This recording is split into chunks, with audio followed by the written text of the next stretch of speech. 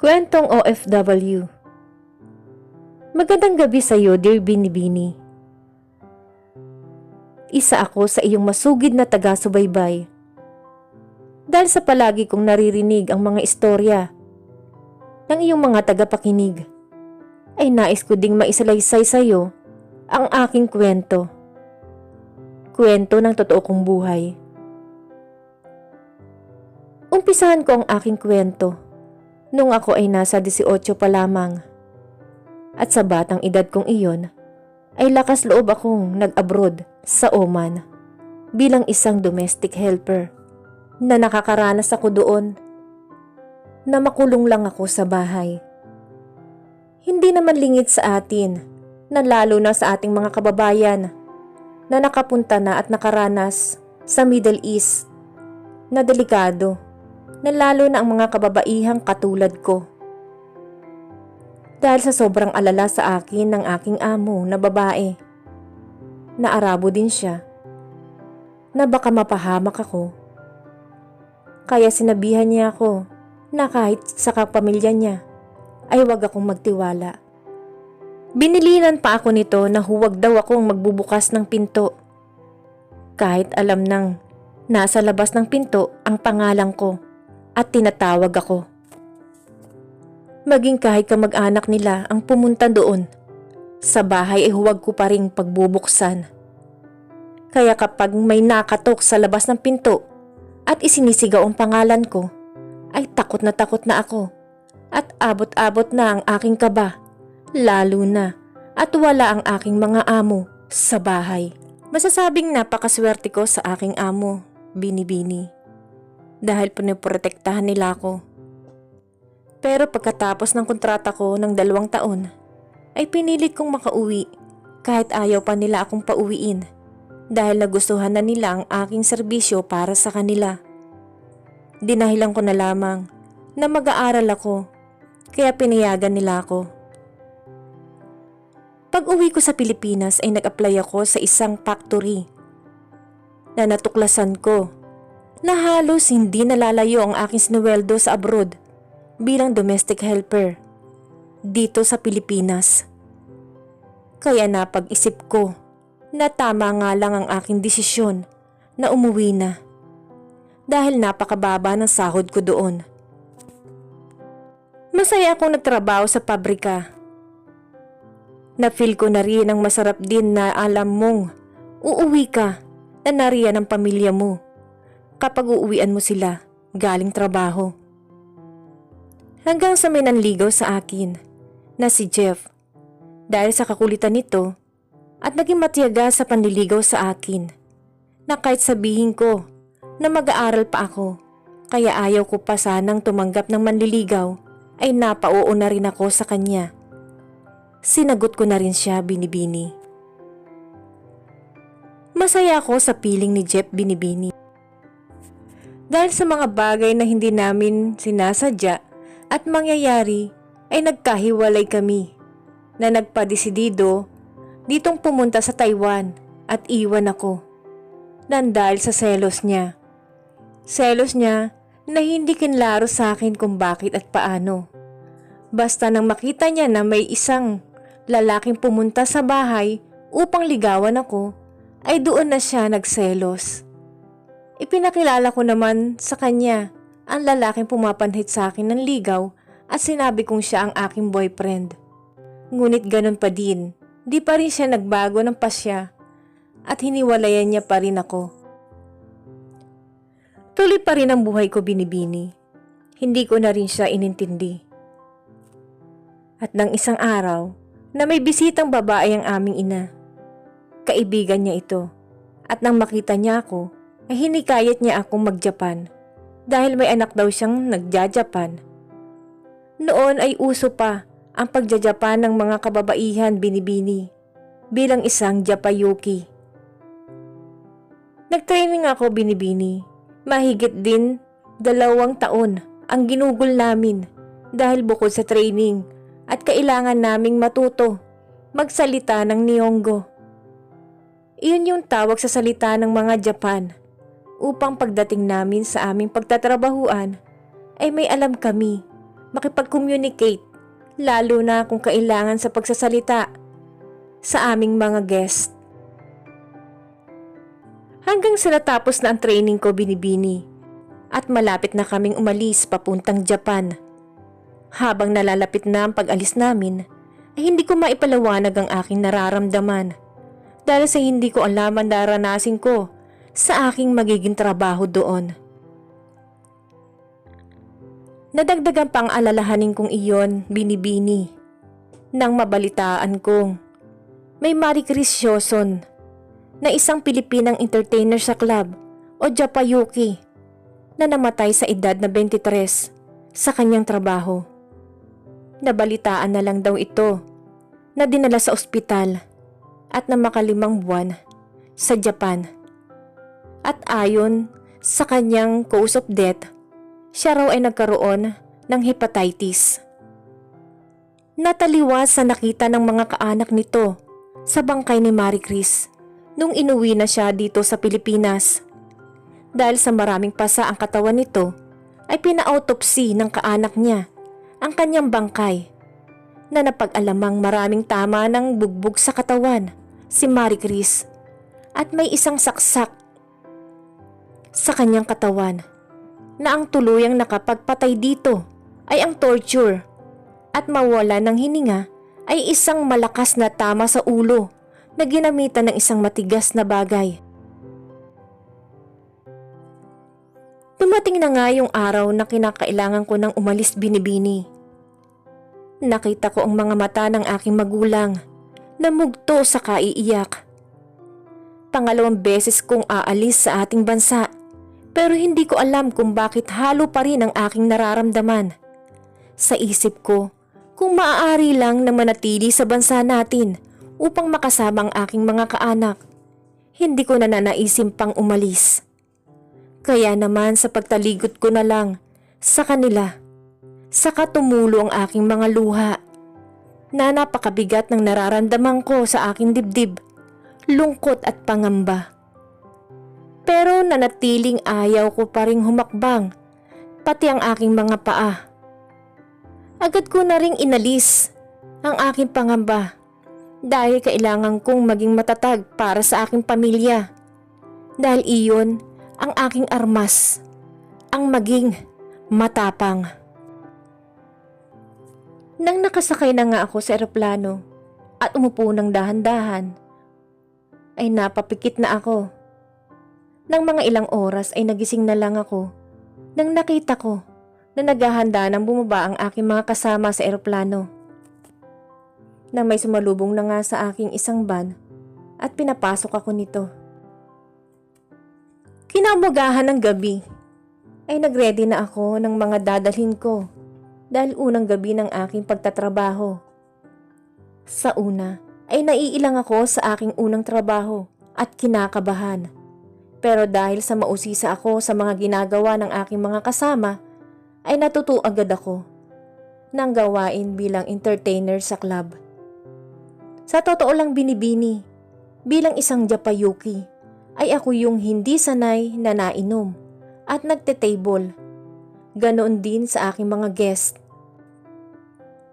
Dahil sa taglay kong ganda at puti, maraming guest ang nagkakagusto sa akin. Kaya madali din akong natanggap sa trabahong ito. Pero sa totoo lang binibini, kaya ayaw kong makipag-date dahil natatakot ako na baka masasamang tao ang masamahan ko. At iniisip ko pa rin ang nangyari sa ating kababayang, si Marie Chris. Kaya kahit anong silaw nila sa akin sa pera at yayain nila ako sa malalaking restaurant ay hindi ako nasama. Taliwas ako sa aking mga kaibigan na nakikipag-date kahit kanino. Iniisip ko kasi Binibini na kung siguro utak ang aking paggaganahin ay mayaman na ako ngayon. Kaso, hindi ko kayang makipagsabayan sa aking mga kasama. Naroon ang takot ko. Kaya kung ano ang sahod ko, yun lang ang napapadala ko sa aking pamilya. Ewan ko ba Binibini, nasanay akong masaya na nakapagpapadala sa aking mga magulang at kapatid. Kaya hindi ko na ninanais pang yumaman. Kaya nga nasasabihan pa ako ng aking mga kasama na sinasayang ko daw ang opportunity ko sa Japan. Hanggang sa may nakilala kong isang Pinoy sa aking trabaho. Ipinakilala siya sa akin ng aking kaibigan. Sa unang kita ko pa lang sa kanya ay nagwapuhan na ako. At nang makausap ko ay nakita ko at naramdaman kong mabait naman ito. Kaya naman nung niligawan niya ako ay sinagot ko na agad siya. Binata siya kaya masaya ako na ako lang ang inaasikaso niya. Hanggang sa nabuntis ako Binibini. Dahil sa takot kong baka malaman sa aking trabaho ay umalis ako. Naging TNT ako roon. Na habang hindi pa malaki ang tiyan ko ay nasa nobyo ko ako nakatira. Pero nang naglaon ay nalaman ng amo niya na nagpapatira siya ng babae sa kanyang boarding house. Kaya naman napag-isipan naming magpaalam na siya at maghanap na lang kami ng bagong trabaho. Nag-TNT na rin siya at nakatira muna kami sa aming isang kaibigan habang inaantay ang aming papeles pauwi sa Pilipinas. Nang makauwi na nga kami sa Pilipinas, ng ilang buwan ay ipinanganak ko na ang una naming anak. Natuwa ang aking asawa Binibini dahil sa lalaki ang una naming anak at iyon ang kanyang pangarap. Dito sa Pilipinas na kami nagtrabahong mag-asawa at nang madagdagan pa nga ng isa pang babaeng anak. Dahil sa dalawa na ang aming anak, ay kailangan na naming isa man lang sa amin ang makapag-abroad. Sinubukan ko munang ako muna ang mag-apply bilang isang Japayuki ulit. Ngunit, naging maalat na sa akin ang pagkakataon Binibini. Samantalang dati naman ng dalaga pa ako, ay 3 beses pa nga akong pabalik-balik sa Japan. Ngayon, hindi na ako matanggap dahil sa may merkado na akong TNT sa Japan. Gayon din ang aking asawa. Kaya naman ay naisipan ko na lang namin na magnegosyo. Nagtinda kami ng mga kakanin sa harapan ng bahay namin na maging ang aking mga anak na lalaki ay napatinda na rin sa school nila. Pero sa dahil kailangan na namin ng mas malaking budget dahil sa lumalaki na sila. Kaya nagdesisyon na naman akong mag-abroad bilang isang domestic helper sa Kuwait. Kaya lang, habang nasa training ako, ay naalala ko noon ang isang Pinay na sinawing palad sa Kuwait bilang domestic helper din. Kaya naman ay nag-alinlangan na naman akong tumuloy. Pero dahil sa naisip kong ang kinabukasan ng aking anak ay tinapangan ko na naman at tumuloy na ako. Tulad ng inaasahan ko Binibini ay napakalupit ng amo ko na napuntahan. Ang mahirap pa nito ay mag-isa lang ako sa bahay na napakalaki at napakaraming anak ng amo ko. Sobrang pagod ako Binibini pero tinitiis ko iyon para lang sa mga anak ko na magkaroon sila ng magandang buhay. Naglalampaso ako ng napakalaking sahig na pagkapinsan pati pagkain ko ay hindi ko na naaasikaso. Dahil sa pagod ko ay gusto ko nang matulog. Napakapayat ko pa noon. Gusto ko nang sumuko, kaya lang. Pag naaalala ko ang mga anak ko, ay sabi ko na lang sa aking sarili na konting tiis na lang at kakayanin ko na. Tatapusin ko na lang ang kontrata ko sa aking amo. Hindi na ako babalik. May pagkakataon pa nga na naho-homesick ako at pagkaminsan ay nagsisisi na kung bakit napapunta ako sa ibang bansa na sana ay pinagtiyagaan ko na lang ang sahod sa Pilipinas. Palagi akong nananalangin sa Panginoon, Binibini, na gabayan niya ako sa araw-araw at pagpalain upang sa araw-araw na hinaharap at lumilipas ay makayanan ko. Nagpadala ako sa asawa ko buwan-buwan.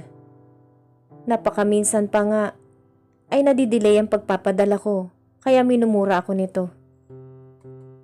Nang isang araw, hindi inaasahan, ay nakatanggap ako ng tawag mula sa Pilipinas na ang aking ina raw ay komplikado na ang lagay na nasa ospital.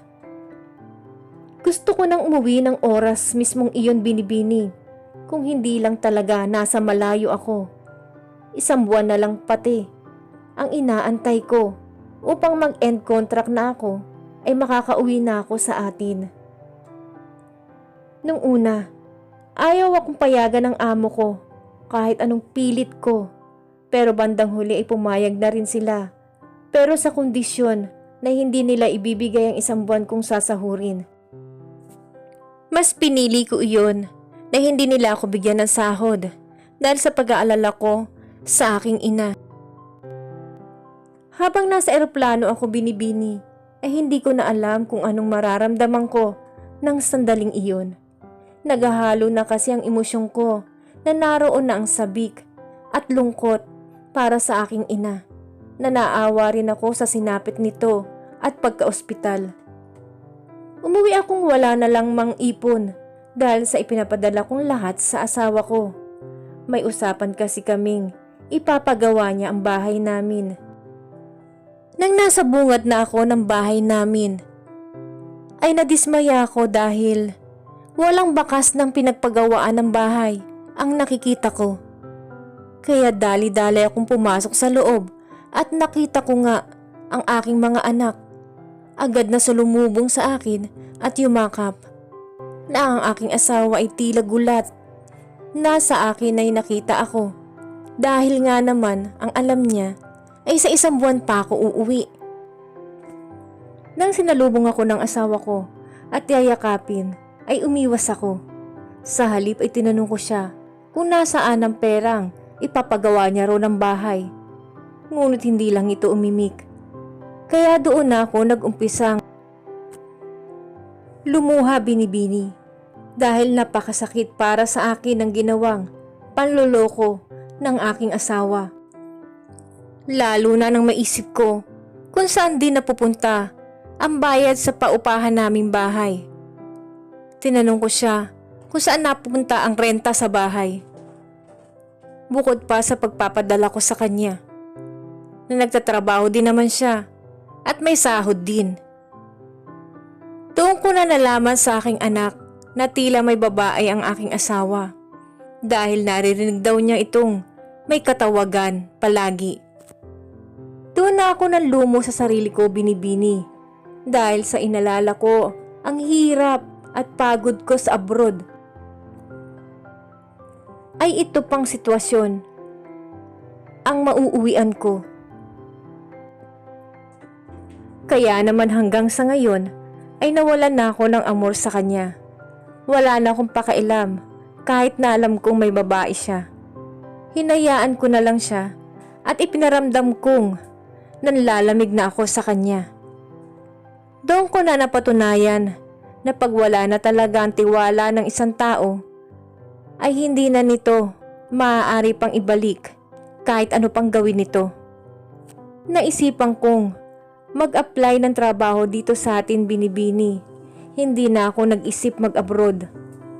Inalagaan ko na lang ang aking mga anak at pag-aaral nila. Muli akong bumangon sa kabila ng dinanas kong hirap mula sa mga amo ko sa abroad, sa pamilya ko. Heto na naman ako, Binibini. ang lagi kong dala sa buhay at ina-apply ko ay ang pagiging matapang. Tuloy pa rin sa buhay kahit gaano kasakit para sa akin ang dinudulot ng mga negative na pangyayari sa aking buhay.